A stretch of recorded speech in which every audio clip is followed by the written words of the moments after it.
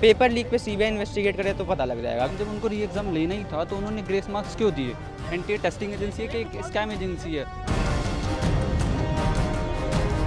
यहाँ पे एक इंक्वायरी हो, केंद्र सरकार सीबीआई इंक्वायरी नहीं चाहती तो सुप्रीम कोर्ट मॉनिटर्ड एक इन्वेस्टिगेशन। कोई क्वेश्चन लीक की कोई भी प्रमाण नहीं।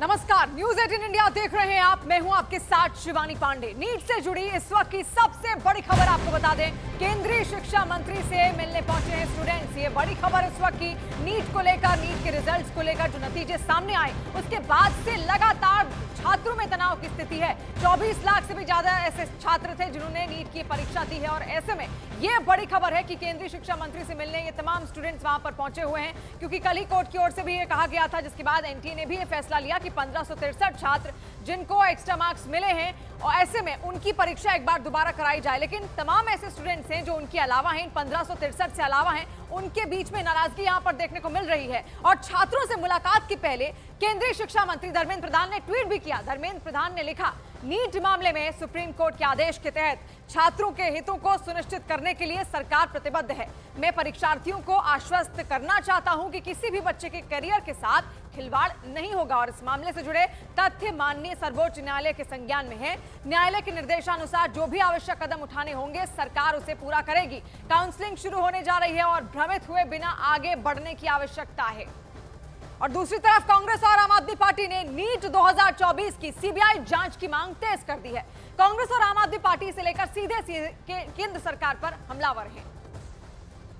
एनटीए जो कि ये परीक्षा करवाता है, उसने लीपापोती की पूरी कोशिश की। क्या कहा? उन्होंने कहा कि जो 1563 बच्चों को टाइम लॉस की वजह से ग्रेस मार्क्स दी और एक माननीय सर्वोच्च न्यायालय की जजमेंट को कोट किया कि साहब इस जजमेंट में यह कहा है कि अगर बच्चों को टाइम लॉस होता है तो वो कैलकुलेट करके इन्हें ग्रेस मार्क्स दिया। उसी जजमेंट में यह स्पष्ट लिखा है कि इंजीनियरिंग और मेडिकल इसमें नहीं आते, इस कैटेगरी में नहीं आते, उनको इस तरह से टाइम लॉस के ग्रेस मार्क्स नहीं दी जा सकते। आप सोचिए कि जजमेंट तक को ट्विस्ट करके ये सरकार किस स्तर पर गिरकर लीपापोती कर सकती है, 24 लाख बच्चों के भविष्य को अंधेरे में डाल सकती है, ये हमने कल सुना और देखा। सुप्रीम कोर्ट के फैसले से भी बहुत ज़्यादा खुश नहीं है, क्योंकि जब काउंसलिंग ही हो जाएगी, लोगों को सीट एलोकेशन ही हो जाएगा, तो अगर नीट के अंदर गड़बड़ियां भी पाई जाएंगी तो आप उसको वापस नहीं कर सकते। दूसरी बात, जब इतने बड़े लेवल पे गड़बड़ी हुई है तो इसमें भ्रष्टाचार ज़रूर हुआ होगा। ऐसी जांच आप उसी एजेंसी से कराएंगे जो स्वायत्त हो, तो एक स्वायत्त एजेंसी सुप्रीम कोर्ट की मॉनिटरिंग के अंदर इसकी जल्द से जल्द जांच करे, क्योंकि इतने बड़े पैमाने पे गड़बड़ी बिना सरकार की मिलीभगत के नहीं हो सकती। लगातार नीट के छात्र अलग अलग तरीके की मांग कर रहे हैं। फिलहाल सुप्रीम कोर्ट ने नीट 2024 मामले में सीबीआई जांच की मांग वाली अर्जी पर आज किसी भी तरह का आदेश जारी करने से फिलहाल इंकार कर दिया है। इसके साथ ही सुप्रीम कोर्ट ने काउंसलिंग पर रोक लगाने से भी इंकार कर दिया है। इसके साथ ही नेशनल टेस्टिंग एजेंसी यानी कि एनटीए की तरफ से दाखिल ट्रांसफर पिटीशन पर सुप्रीम कोर्ट ने नोटिस जारी कर दिया है। अब 8 जुलाई को दोनों मामलों की सुनवाई होगी। नेशनल टेस्टिंग एजेंसी ने सुप्रीम कोर्ट से देश भर के हाई कोर्ट में नीट 2024 के खिलाफ दाखिल याचिकाओं को ट्रांसफर कर सुप्रीम कोर्ट में सुनवाई की मांग की थी।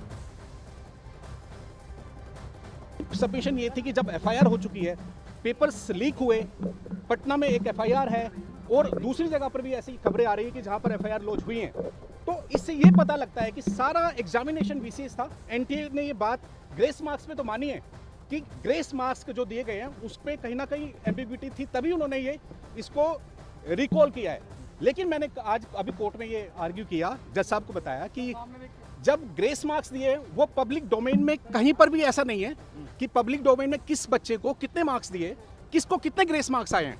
तब कोर्ट की तरफ से अभी कोर्ट के अंदर जो एनटीए ने किया है सिर्फ एनटीए की सबमिशंस हैं और उन्होंने ही अपनी तरफ से कोर्ट में सबमिशन दिए हैं कि जिसको ग्रेस मार्क्स दिए हैं वो दोबारा एग्जाम में अपीयर हो सकते हैं और 30 तारीख को रिजल्ट आएगा। लेकिन अभी कोर्ट की तरफ से कोई ऐसी डायरेक्शंस तो नहीं है, लेकिन मेरी सबमिशंस रिक्वेस्ट कोर्ट से ये थी कि जिस भी कैंडिडेट को, जिस भी बच्चे को ग्रेस मार्क्स दिए, ऐसा कुछ पब्लिक डोमेन में नहीं है। तो कोर्ट का यही ऑब्जर्वेशन था कि अभी आप एनटीए का रिप्लाई आना है, एनटीए के रिप्लाई आने के बाद में जो हमारी सबमिशंस हैं और इस केस को दोबारा से मेरिट्स पे जो 8 जुलाई को सुना जाएगा ये होगा।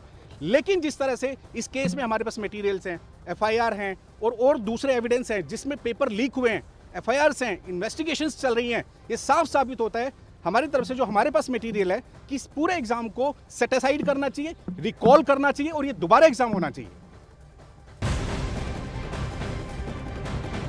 नीट पेपर लीक मामले में बड़ा पर्दाफाश हुआ है। सूत्रें बता रहे हैं कि पटना में गिरफ्तार आरोपी आयुष का कबूलनामा उसने कर लिया है और लीक हुई पेपर की कॉपी ही नीट परीक्षा में आई थी। इसके अलावा सूत्र ये भी बता रहे हैं कि उसके साथ कई और भी परीक्षार्थी मौजूद थे और प्रश्न पत्र उत्तर सहित दिया गया था, रटाया गया था, जिसके बाद से वो बांटा भी गया था और अब ये आरोपी यहां पर गिरफ्तार कर लिया गया है।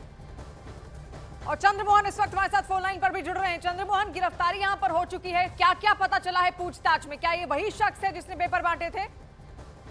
बिल्कुल, देखिए, नीट क्वेश्चन पेपर लीक मामले में बिहार में 19 लोगों की गिरफ्तारी हुई है और उस गिरफ्तारी में पूछताछ के दौरान यह बातें सामने आई है जिसमें आयुष नाम का एक परीक्षार्थी है, उसने यह कबूल किया है पटना पुलिस के पूछताछ में कि उसे जो क्वेश्चन पेपर दिया गया था, जो उसे रटाया गया था, वही हूबहू क्वेश्चन पेपर दूसरे दिन जब वो नीट के एग्जाम में बैठा था तो वो आया था। इससे साफ हो जा रहा है कि कहीं ना कहीं क्वेश्चन पेपर लीक हुआ था और वही पेपर था जो नीट के क्वेश्चन पेपर मौजूद थे। और उसका साफ तौर पर यह मानना है कि जिस दिन उसको रात में यह क्वेश्चन पेपर उपलब्ध कराया गया था, एक दिन पहले उसके साथ 25 से 30 छात्र मौजूद थे, उनको भी ये क्वेश्चन पेपर रटाया गया था।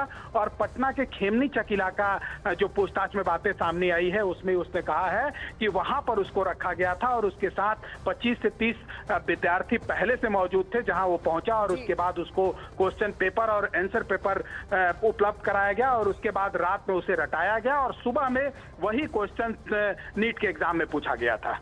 यानी देखिए किस तरीके से ठीक एक दिन पहले पूरा पेपर लीक किया गया था और फिर बच्चों को उसको रटाया भी गया था और उसके बाद बच्चे वही पेपर जाके उनके उत्तर लिखकर आ जाते हैं। नीट मामले में सुप्रीम कोर्ट में आज फिर सुनवाई हुई जहां कोर्ट ने एनटीए से कई सवाल किए। आज की सुनवाई के बाद उठे कुछ ऐसे सवाल हैं जिनका जवाब हर कोई जानना चाहता है।